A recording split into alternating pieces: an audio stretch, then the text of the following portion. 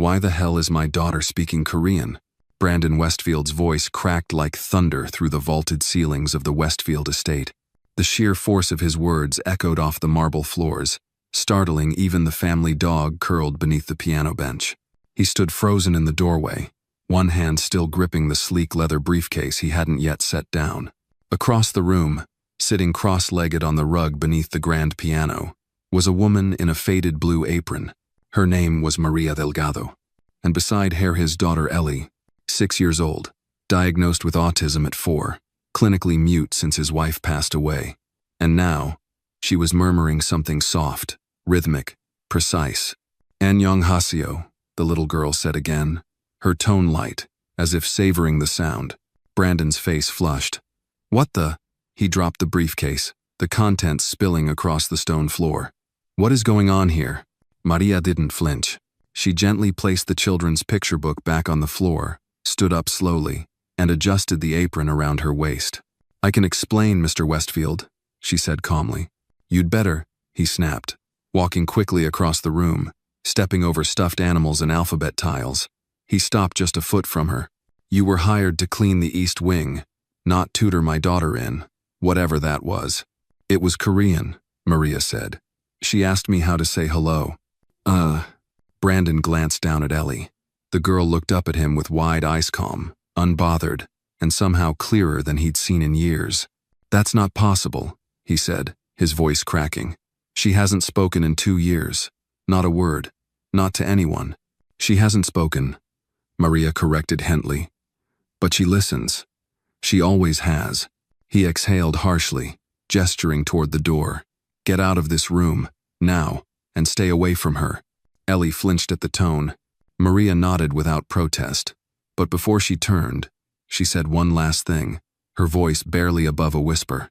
"Sometimes, sir, children don't need fixing. They just need to be heard in the language they understand." The next morning, Maria was reassigned to the basement level, cleaning the storage closets, scrubbing concrete, out of sight. And Ellie? Brandon doubled her therapy sessions and left strict instructions with the house staff. No interaction with Maria. 0. Not even eye contact. But Ellie wasn't the same. She wandered more. Saturday silently near the stairs. Whispered strange words into her pillow. Spanish, he thought. Maybe French. Brandon tried to dismiss it, but at 2 a.m. that night, he sat on the edge of his bed, staring at the baby monitor. "Mercy, Papa," Ellie had said softly as she turned over in her sleep.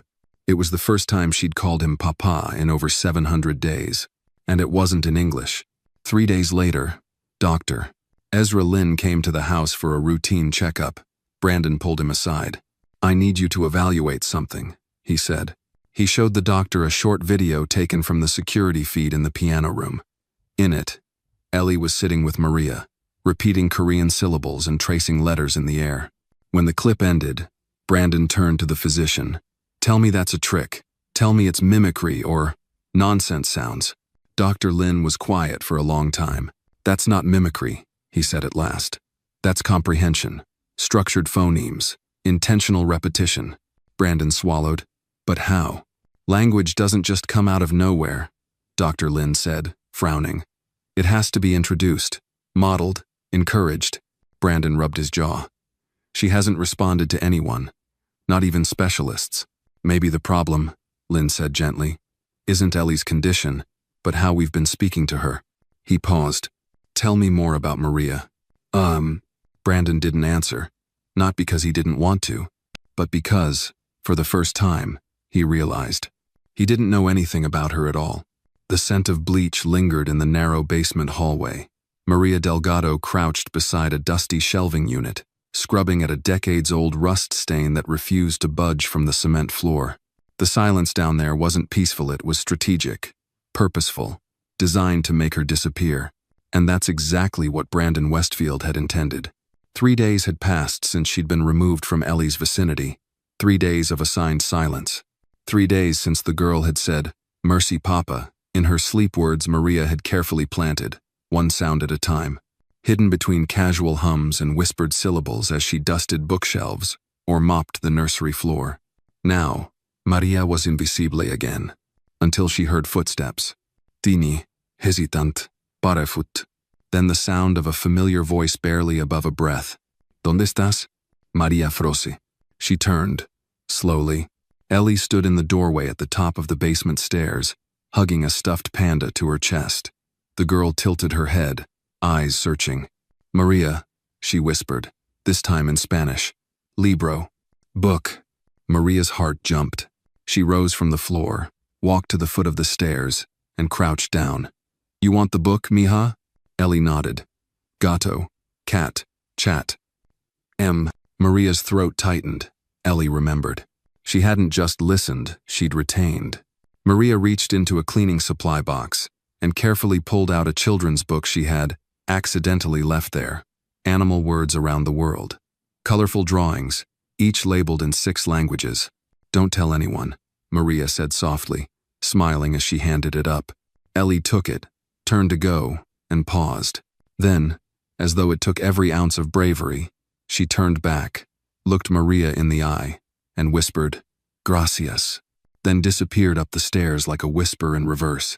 That night, Maria sat alone in the dim laundry room, listening to the machine's hum and turning a pen in her hand. On a notepad, she began outlining something she hadn't touched in years.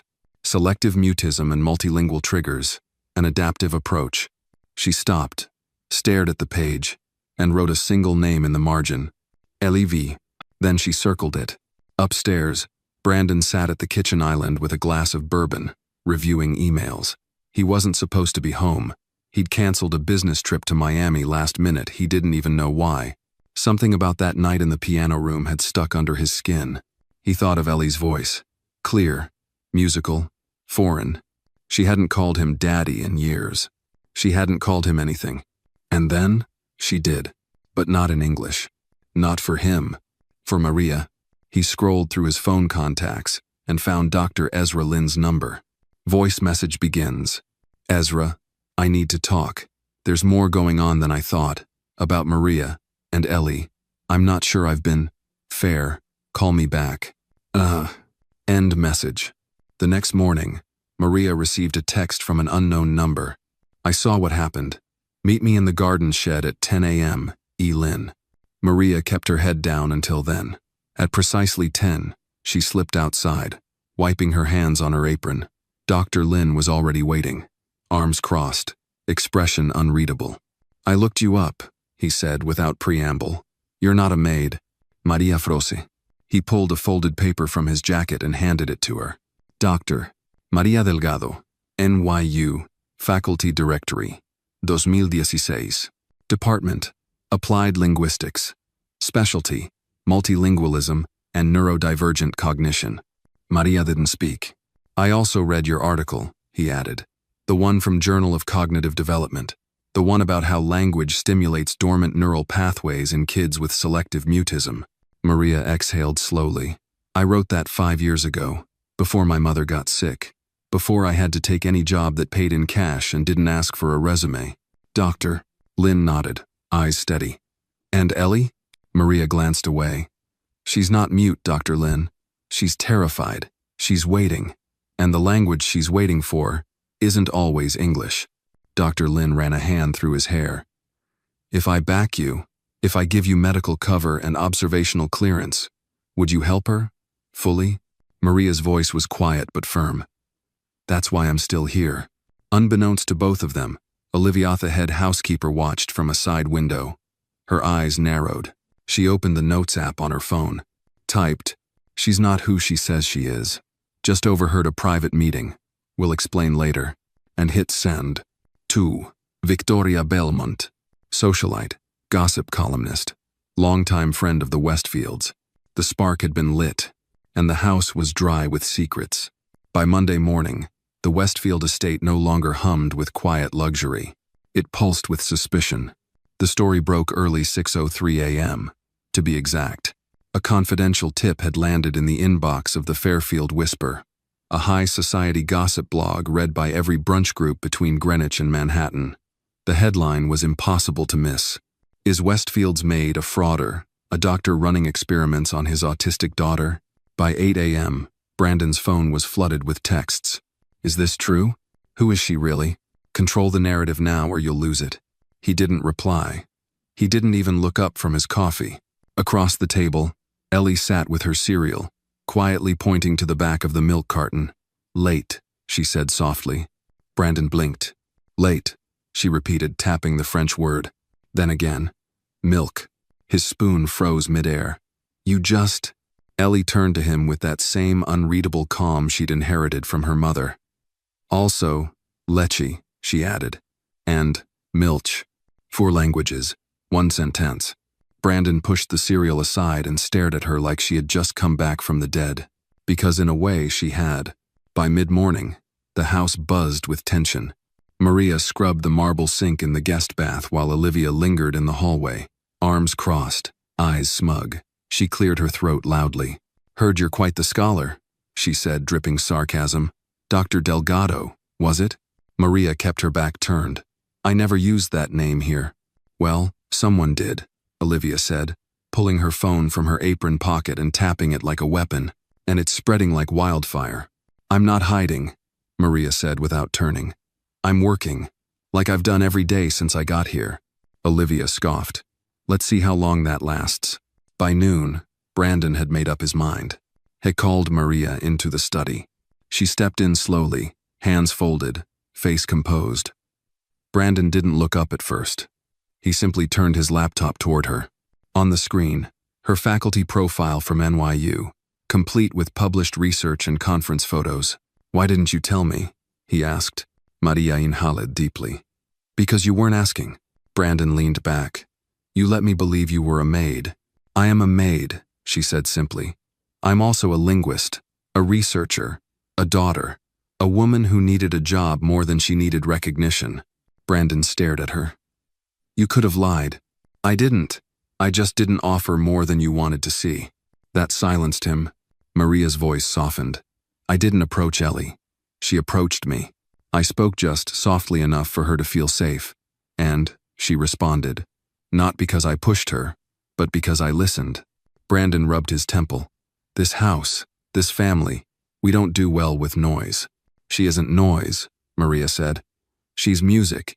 You just haven't heard the melody yet." Before he could answer, a voice interrupted from the hallway. "Luana." Ellie's voice rang out clear, bright, musical. Brandon stood abruptly. Ellie barreled into the study with a book clutched in both hands. She stopped in front of Maria, breathing quickly. "Can you read it with me?" Maria knelt, her voice tender. "Of course." Ellie opened the book. "Cat, chat, gato, cats, Mao." Brandon's throat tightened. He looked at his daughter, this small, fragile child whose world had been locked away for years, and saw something he hadn't seen since before his wife died. Joy, pure, unfiltered joy. That night, Brandon sat in the kitchen alone, reviewing the article again. The public was demanding a statement. The board of his tech company wanted clarity. His lawyer said, "Distance yourself.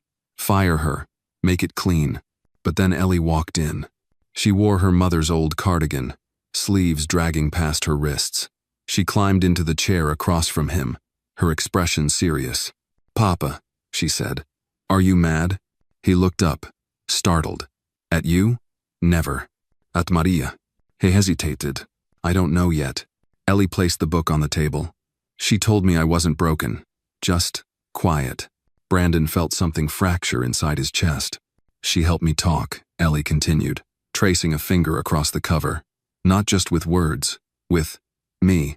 Brandon reached across the table and covered her hand with his. "You think she should stay?" Ellie nodded. "She sees me, like Mom used to." Silence fell between them. Then Brandon stood up, walked to the window, and made a single call. "Ezra," he said into the phone, "I'm not firing her. I'm giving her a lab, and I want you to supervise it, quietly, until I can figure out what the hell to do with the rest of this world." Brandon Westfield's private study had never hosted a whiteboard before. Now it had 3. By Friday afternoon, his sleek mahogany walls were lined with sketches, multilingual learning flowcharts, sticky notes, and video screens. Ezra Lynn stood in front of one, tapping a marker against his palm while Maria Delgado, in a navy blue cardigan, instead of her apron, adjusted a camera lens pointed toward the playroom. Ellie sat inside, headphones on, whispering phonetic blends in German. She initiated in 6 languages this week, Maria said softly. German, Spanish, Korean, French, Hebrew, and English. She's code switching seamlessly. Brandon stood with his arms crossed, eyes narrowed. And you're still sure this isn't savant behavior? Maria turned to him. Number. This is structured learning, responsive growth, and more importantly, it's joyful. Brandon glanced at his daughter through the glass. She was laughing at something on the screen, then repeating the word Katsi with glee. He swallowed. She hasn't laughed like that in 4 years. That weekend, Dr. Lin filed a preliminary observational report under a pseudonym, Project Bridge. Maria wrote a corresponding entry on neuroplasticity and language triggers in high-sensitivity children. Both documents were encrypted. Both were brilliant. And both, somehow, were leaked. By Sunday morning, the Fairfield whisper struck again. The Westfield child is part of a secret experiment and her father approves. The article accused Brandon of enabling an unlicensed, undocumented linguist to conduct behavioral manipulation on a vulnerable child. Photos followed grainy images of Maria in the playroom, holding flashcards, with the caption, "Doctor or dangerous." Brandon's phone lit up in waves. His board, his lawyer, a senator's wife whose child went to the same elite preschool Ellie had dropped out of. All with the same warning: end it, or you lose everything. Inside the estate, Maria sat on the edge of the reading nook while Ellie flipped through her animal word book, oblivious to the world outside. Do you know what a wolf says in Russian? Maria asked. Ellie shook her head, eyes eager. Volk, Maria said. And they howl like this. She howled softly, making Ellie giggle uncontrollably. The girl howled back. Awoo! The two of them laughed together like sisters sharing a secret. But as the laughter faded, Maria's smile dimmed. She could feel the storm pressing against the windows. That evening, Brandon burst into the study. He was still in his golf jacket, but the tension in his jaw said he hadn't played a single hole. Maria, he said, closing the door behind him, we've got a problem. She stood. I read the article. There's more. Olivia's been talking. She told someone that you were recording Ellie without parental consent. Maria flinched. I never recorded without informing Dr. Lin. Every file was encrypted. Doesn't matter. They're spinning it. Brandon ran a hand through his hair. Half the board thinks you're a hero. The other half wants you off the property by tomorrow morning. Maria folded her arms. And you? Brandon looked exhausted. I don't care about the board. Then what do you care about, Mr. Westfield? Brandon's voice softened. My daughter. And what happens if you're gone? There was a long pause. Then Maria said, so what's the plan? The plan was riskier than either of them admitted out loud. Doctor. Lin moved his equipment to the guest house, setting up a small lab hidden behind blackout curtains. Maria continued working during cleaning hours, but spent afternoons in the nursery, rotating language modules with Ellie, using nothing but play, music, and trust. But the threat grew louder. Bloggers accused Maria of exploiting the Westfields for a second chance at fame. Anonymous emails flooded Brandon's investor inbox. A parent at the country club confronted him in the parking lot. Is this what you're teaching your daughter? That rules don't apply if someone speaks nicely? Brandon didn't answer, because Ellie had started calling him daddy again, in English, every night. On the 5th day, Maria woke to a sealed envelope slipped under her guest room door. Return to form. Notice of investigation. Connecticut Family Oversight Commission. At the bottom, anonymous source alleges psychological interference with a minor. Her chest tightened, but that same morning, Ellie ran up behind her in the hallway, threw her arms around Maria's waist, and whispered in perfectly pronounced Italian, Non smettere di insegnarmi. Don't stop teaching me. Later that evening, Brandon sat on the porch with Dr. Lin. The sky was the color of tarnished copper, the air thick with coming rain. She's changed, Brandon said. You mean Maria? Brandon shook his head. Ellie, Dr. Lin smiled. Sometimes change doesn't come through force. It comes when someone sees what's already there. Brandon exhaled slowly. They're trying to burn everything down. Lin looked at him. Then we build something stronger. And beneath the estate, in a quiet back room lit by soft lamps and the murmur of lullabies in multiple tongues, Maria scribbled the first words of a new proposal. The language of the heart. A multilingual approach to healing in children with trauma. Linked mutism. She signed it, Dr. M. Delgado. For the first time in years, the title didn't feel like an apology. It felt like a promise. The official letter arrived at 9:13 a.m., hand-delivered in a cream-colored envelope sealed with a state insignia. Brandon read it twice before setting it down, hands trembling. Pursuant to the Connecticut Family Oversight Commission's emergency jurisdiction, the child, Ellie Westfield, will be temporarily removed from all non-parental influence pending full investigation. Effective immediately. At that moment, sunlight poured through the kitchen window like nothing was wrong. But everything was.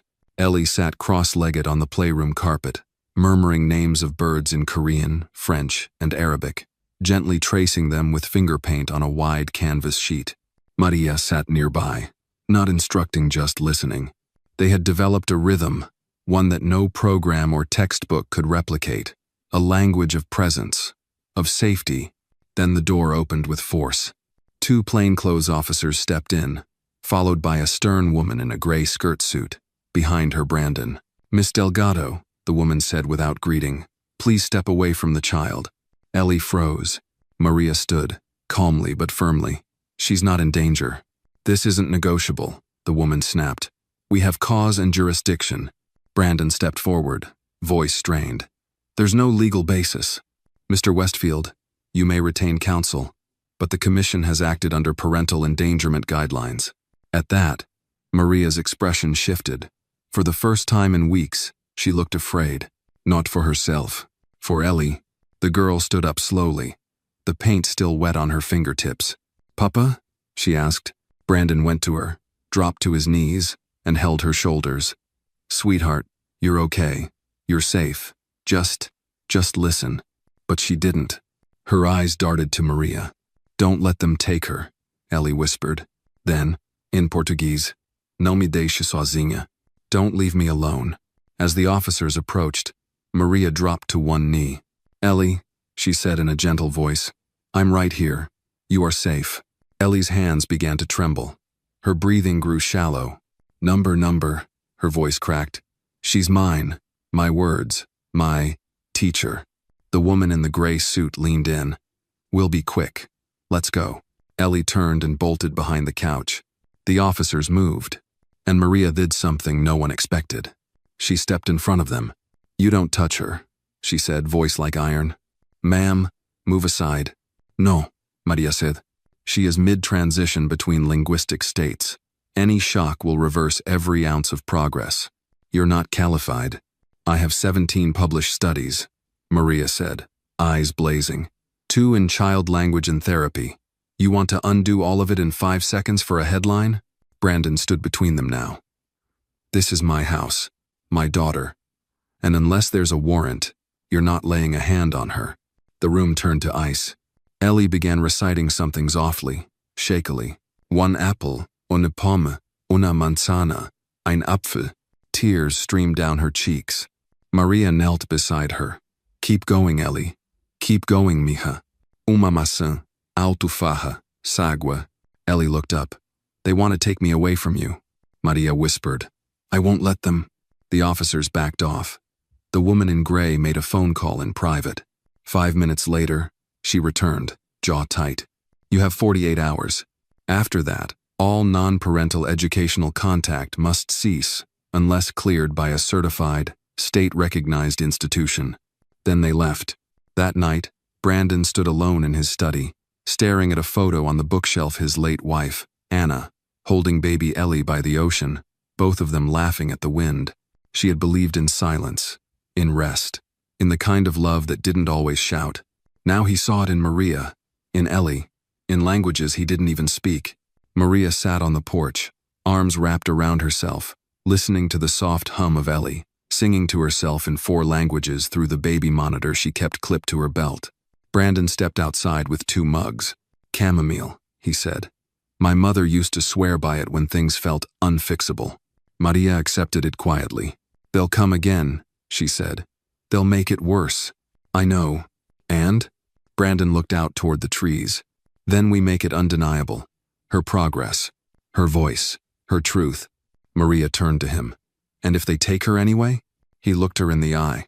Then they'll have to answer to every parent who ever lost faith in the system, and to a little girl who learned to speak because one woman refused to stay silent.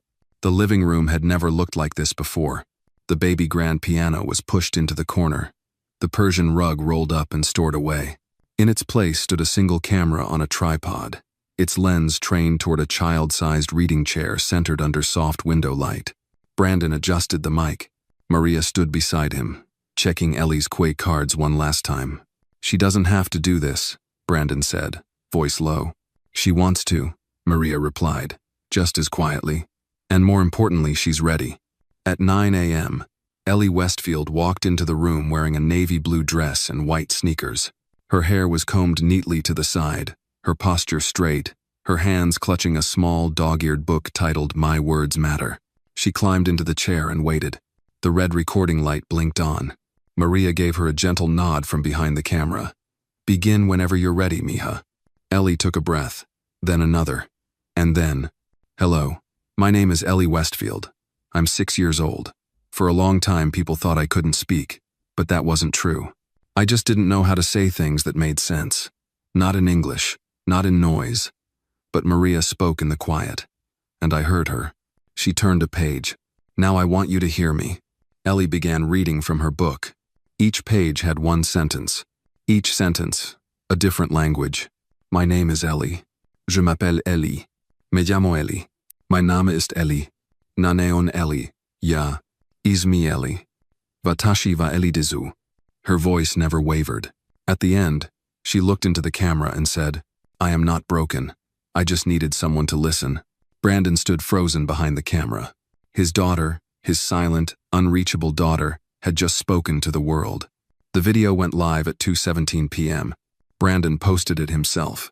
No press release, no PR firm, no board approval. Just a caption, "This is my daughter. This is her voice. This is why we fight." Within 2 hours, it had 100,000 views. By midnight, over 4 million. The next morning, Good Morning America called. By afternoon, a producer from 60 Minutes emailed. A Harvard developmental psychologist left a voicemail offering to co-publish Maria's work. Anonymous donations began pouring into a fund labeled Ellie's Voice Project. And then the state commission called. A different tone this time. "We'd like to review the footage. We may need to reassess." Brandon said he'd send it when they issued a formal apology. But the real moment came that night. After the buzz died down, after the interviews were scheduled and the statements drafted, Ellie was curled up on the couch in her favorite hoodie, nestled between Brandon and Maria. Her head rested on Maria's shoulder, her fingers absently tracing letters on Brandon's forearm. "Papa?" she whispered. Brandon looked down. "Yeah, sweetheart? Can we do the song again? The one from the book?" Maria smiled. "Which one?" "The one in all the words." Brandon laughed softly. "I don't know all the words." Ellie sat up. "I'll teach you." And she did. A line at a time. In Portuguese, in Arabic, in German, in English. Her voice drifted through the room like a prayer and a promise. Hours later, when the house had gone still, Maria opened her laptop. She stared at the blinking cursor on a Word document titled, Chapter 1, The Girl Who Whispered in 7 Languages. She began to type. This is not a story about autism. This is not a story about a maid, or a millionaire, or controversy. This is a story about a girl who was never broken, and the woman who refused to let the world silence her. She saved the file, and for the first time in years, she didn't feel like she was writing from the basement. She was writing from the center of the world. They called her the Miracle Child. By the second week, Ellie Westfield's video had crossed 12 million views. Major networks scrambled for airtime. Educators and parents flooded forums, sharing stories of children like Ellie, children mislabeled, misunderstood, silenced. But in the echo of applause, something else stirred, something colder, something sharper. Not everyone liked the woman behind the camera. It started subtly. A parenting columnist wrote a piece titled, Should Unlicensed Individuals Be Leading the Neurodivergent Education Movement? She never mentioned Maria by name. She didn't have to. Then came the interview clip, an edited segment from Maria's university lecture 5 years ago, taken out of context and captioned, "Language is political.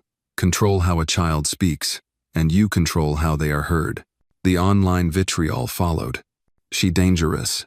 She's manipulating children's identities. Just a housekeeper playing scientist." At first, Brandon tried to ignore it, until Ellie came home from a scheduled visit with a learning group at a private prep academy and asked, "Why did a lady say Miss Maria shouldn't teach anyone?" Maria was quiet. Brandon wasn't. He walked into the study that night, slammed the laptop shut, and said, "We're going to fix this." Maria looked up. "Fix what? The internet? The fear?" "No," Brandon said. "The lie. You're not just a woman behind the camera. You're the woman who gave my daughter her life back." She met his gaze, "And that makes people uncomfortable." He hesitated. "I want you to go public." Maria blinked. "What?" "Speak. Share your side. Your story. Ellie doesn't need to be the only voice." Maria looked away, voice low.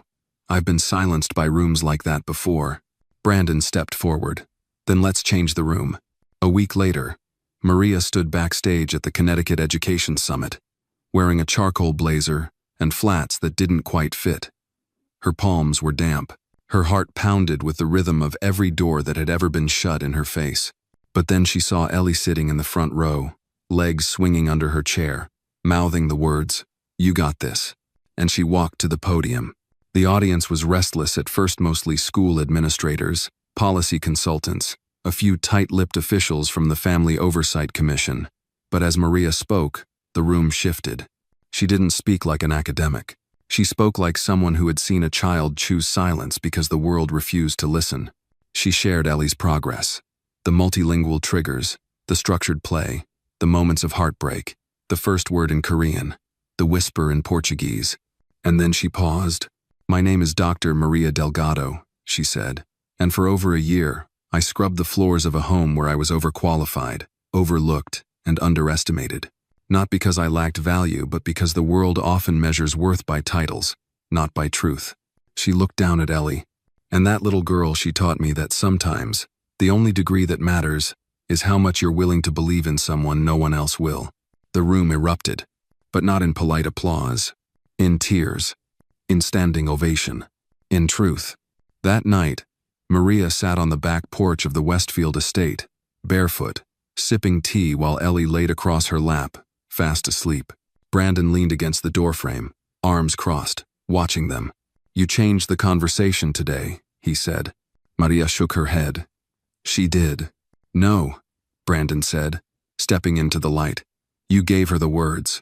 Maria looked at him, eyes tired but warm. "You know what the hardest part was?" "What?" "Letting myself be seen." Brandon didn't reply. He just sat beside her, in silence, as the stars blinked awake above them.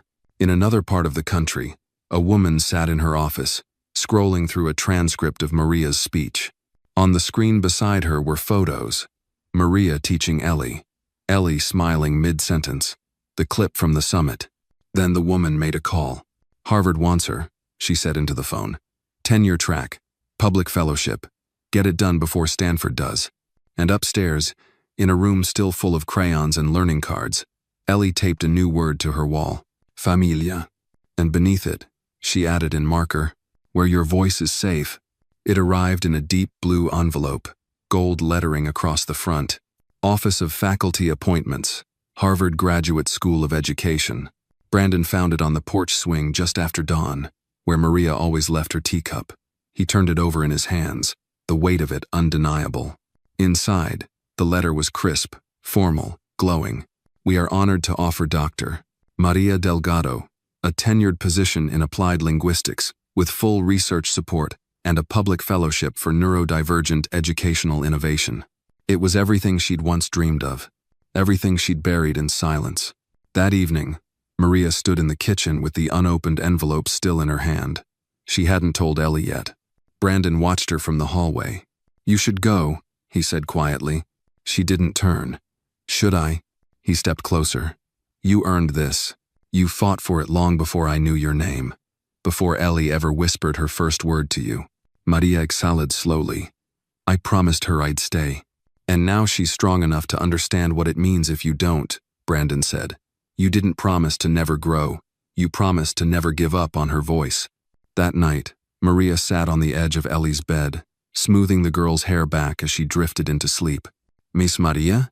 Ellie murmured. Yes, Mia. Are you leaving? Maria paused. Ellie opened her eyes, searching her face. I heard you on the phone. The big school, the one with the red buildings. Maria's heart clenched. I haven't decided. I think you should, Ellie whispered. Maria blinked. You do? You gave me my words, Ellie said, her voice trembling. Now you have to give them to other kids, like me, before someone else tells them to stay quiet. A tear slid down Maria's cheek. I'm scared, she admitted. Ellie reached up and cupped her cheek. So was I. The next morning, Maria walked into Brandon's study and placed the letter on his desk signed. He didn't speak, just looked up at her with a mix of pride and grief in his eyes. I'll leave in a month, she said, and I'll come back every other week to continue working with Ellie off the record, as family.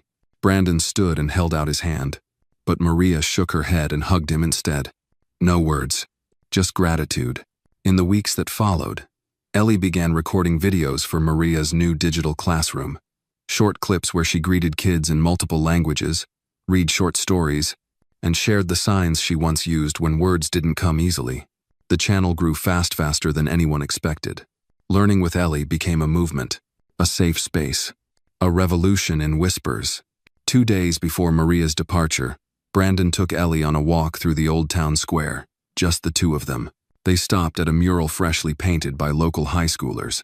In the center was a child, hands outstretched. Floating around her were words in every language imaginable.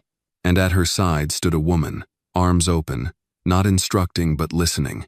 Ellie pointed. That's me. Brandon nodded. And her? Ellie smiled. That's Miss Maria, but also, kind of mom. That night, Maria packed quietly. Books, notebooks, the dog-eared copy of My Words Matter Ellie had gifted her. As she zipped the suitcase shut, Ellie stood in the doorway holding a new drawing. It was the two of them, sitting under a tree, reading side by side. Above them were the words, Some people teach with rules. You taught with love. Maria knelt. You're going to change the world, Ellie. Ellie smiled. So are you. Just from a different place. As Maria's car pulled away the next morning, Ellie ran beside it, waving wildly, her voice carrying above the wind. Ciao. Atilugu. Au revoir. See you soon. Maria rolled down the window. One last look. One last promise. Never stop speaking, Maya. Ellie didn't. She never would. The ballroom lights dimmed. Over 2,000 educators, doctors, and parents from around the world leaned forward in silence as the moderator stepped up to the podium at the Global Conference on Inclusive Education in Geneva. Ladies and gentlemen, he began, our next speaker is not only the youngest presenter in this conference's history, but also the living proof that when we truly listen, miracles aren't rare. They're inevitable. He paused. She once couldn't speak at all. Today, she speaks in 9 languages. A wave of murmurs spread across the room. Please welcome Miss Ellie Westfield. Ellie, now 8 years old, stepped onto the stage in a powder blue dress, her hair braided to the side. She walked with confidence but not pride. At the edge of the stage stood Maria Delgadillo, a tenured professor, author, and global advocate, hands clasped, eyes glistening. Ellie reached the podium, adjusted the mic, and waited. She didn't rush. She let the silence settle. Then she spoke. Hello, I'm Ellie. 2 years ago I had a voice, but no one could hear it. Not because I was broken, but because no one had the key. She glanced to the side of the stage. Maria nodded. Ellie continued, her voice steady, her cadence deliberate. Miss Maria didn't fix me. She didn't rescue me. She saw me. She waited. She listened in the language I spoke before I could even say it. She looked around the room. And then, with calm precision, Ellie said the same paragraph again. In French, then Spanish, then Korean, then Arabic, then American Sign Language, then Portuguese, then Japanese. Every time, the crowd held its breath. By the end, the ballroom had forgotten to clap. They were too busy wiping their eyes. When Ellie finished, She stepped back from the mic and turned to Maria. Without a word, she held out her hand. Maria walked up, took it, and together they stood under the soft lights. Teacher and student, woman and girl, proof and possibility. The standing ovation was thunderous. But Ellie didn't flinch. She turned once more to the crowd. "If you want to help kids like me," she said, her voice clear, "don't ask them to shout. Whisper with them, and wait." Later that night, in a quiet hallway of the conference center, Brandon sat on a bench watching his daughter from afar, Ellie laughing with two young children from Brazil, switching between languages effortlessly. A reporter approached him. "Mr. Westfield," she asked, "what do you think when you see her like this?" Brandon smiled, eyes damp. "I see my daughter." He paused. "And the woman who reminded the world that dignity doesn't come from a diagnosis, it comes from being seen." Maria stood by the window, watching Ellie from a distance. A soft voice beside her said, "Professor Delgado, when did you know she was special?" She turned. A young teacher, wide-eyed, stood behind her. Maria smiled, gently. The first time she didn't speak, because silence is its own kind of language.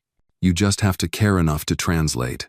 2 years later, the Ellie and Maria Foundation had helped over 50,000 children across 6 continents. The phrase, "let them whisper," became a global movement in education. And somewhere, on a chalkboard in a small school in Ohio, a child who hadn't spoken in 4 years traced her first written word with trembling hands. It was one she'd heard in a video, from a girl who once whispered alone, "Familia." If this story of overcoming adversity and recognition touched your heart, subscribe to the channel for more stories that remind us that a person's true value can never be measured by the color of their skin, the clothes they wear, or the work they do, but by the difference they make in the lives of others.